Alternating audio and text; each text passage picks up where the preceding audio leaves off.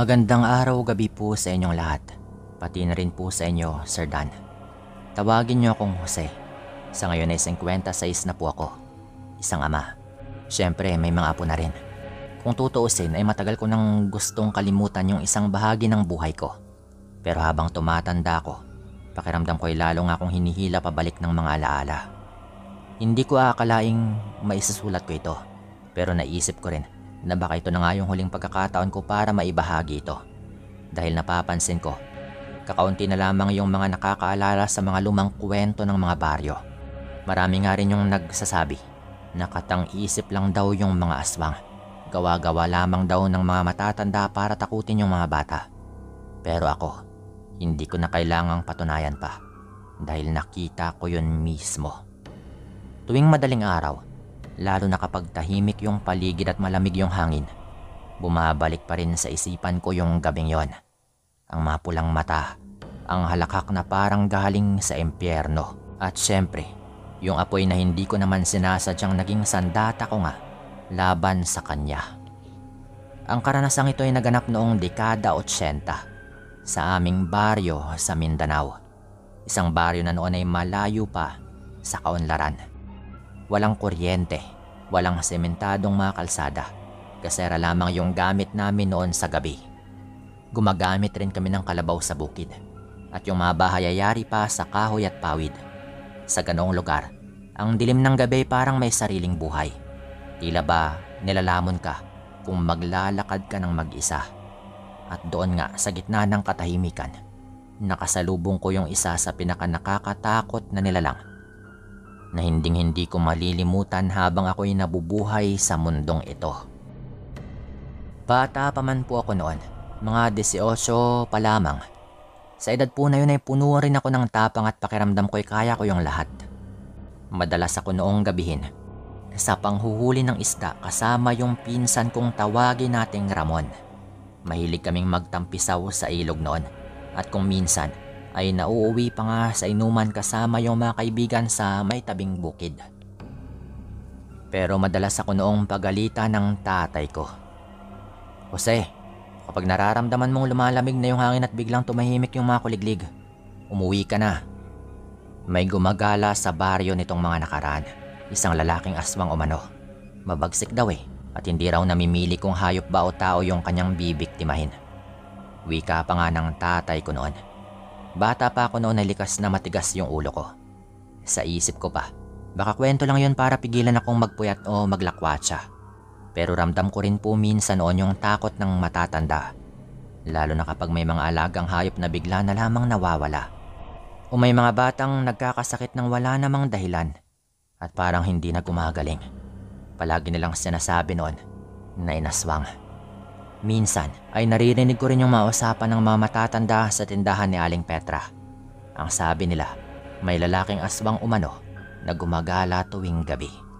May nakakita raw na tumatalon mula sa bubong patungo doon sa may puno. Mabilis daw yun kung kumilos na talagang parang hayop. At kapag naglalakad ka raw sa dilim, ay mararamdaman mo rin na parang merong nakatingin.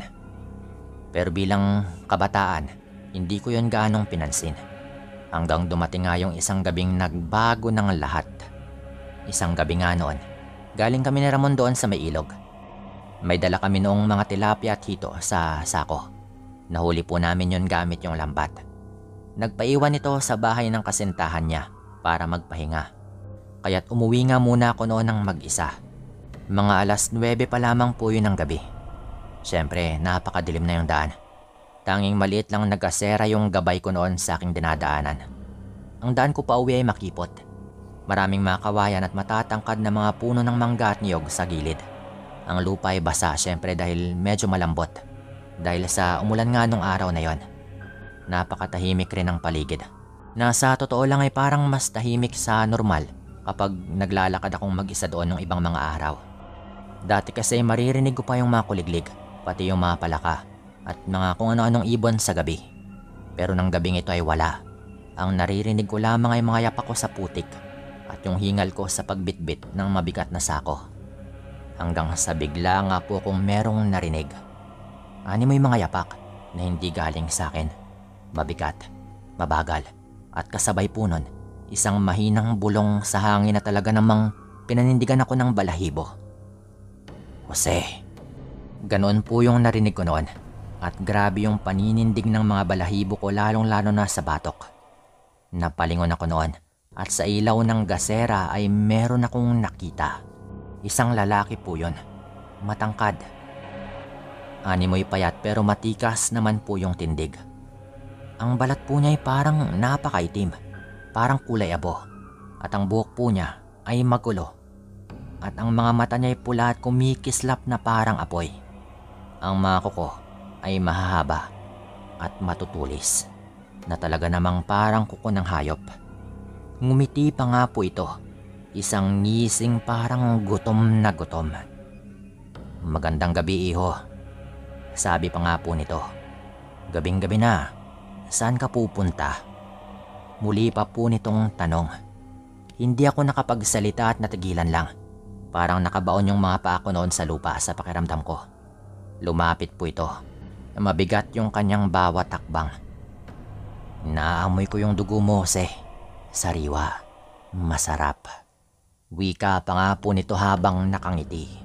Doon na nga ako napaatras. Nanginginig yung tuhod ko noon pero pinilit kong wag bumigay. Nung bigla nga po siyang tumalon na parang mabilis na hayop na gutom. Sa sobrang takot ko noon ay kumaripas na ako ng takbo.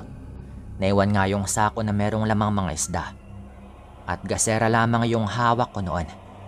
Ang daan po doon ay lubak-lubak. Puno rin ng mga ugat ng mga puno at mga damo. Nadapa ko noon pero agaran din akong bumangon.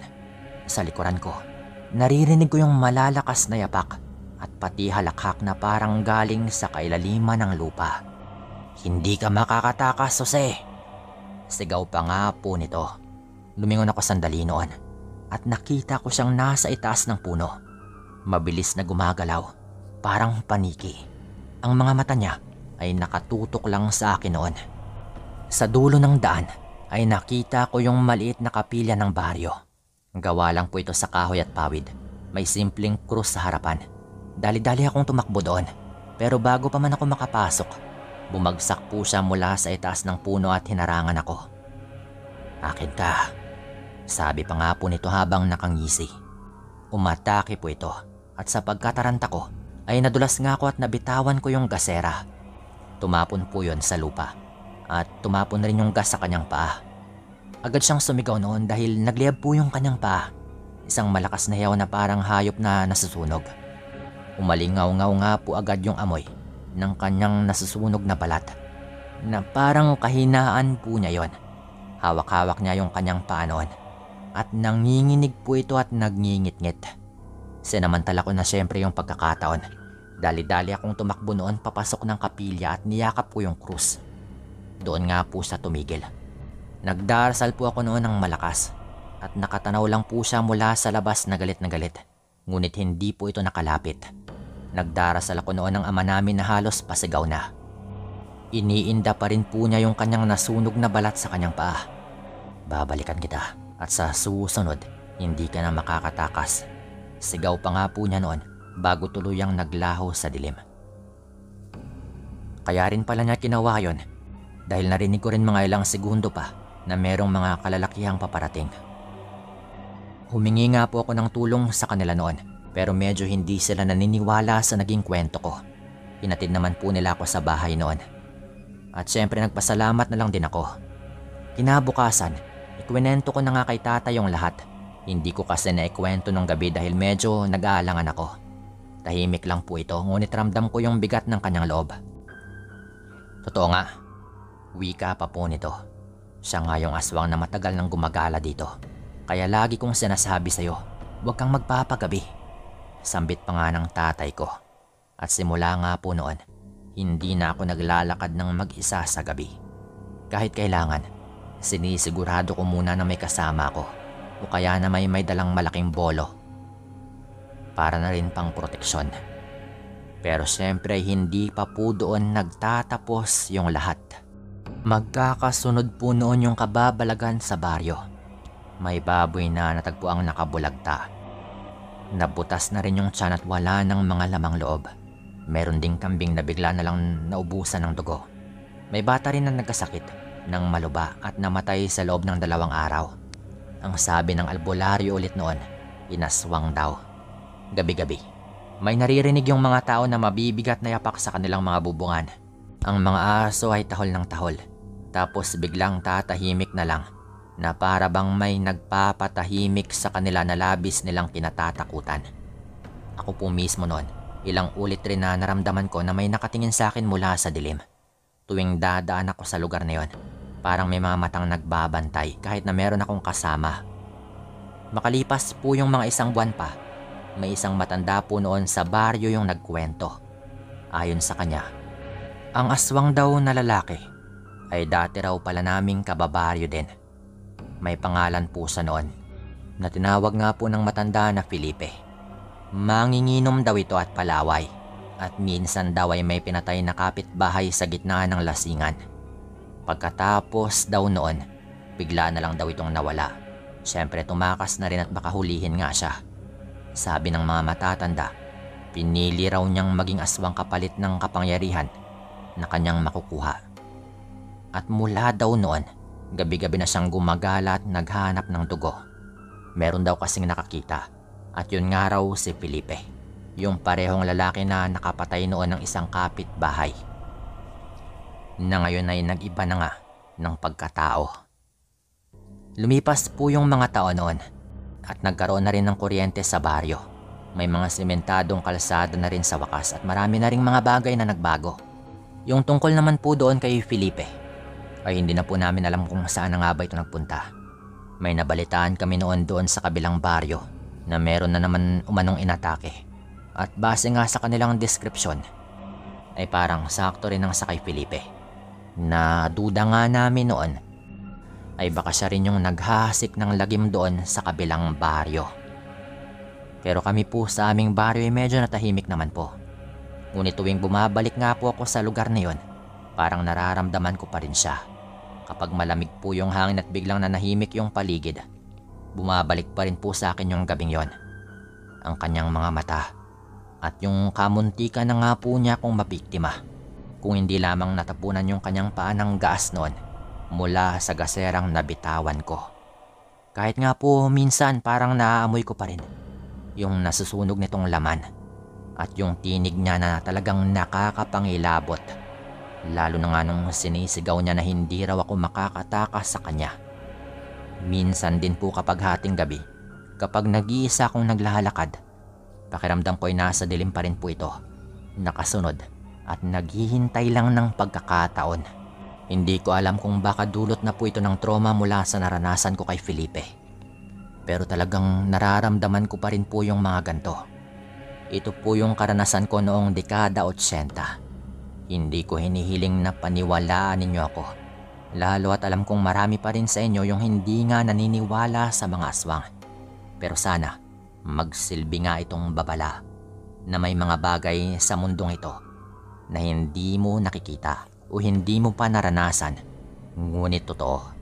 At kung minsan, mas mabuti na ngang sundin yung mga matatanda kaysa magsisi ka sa huli. Maraming salamat po Sir Dan sa pagkakataong ito. Maraming salamat din sa lahat ng tagapakinig. Paalam.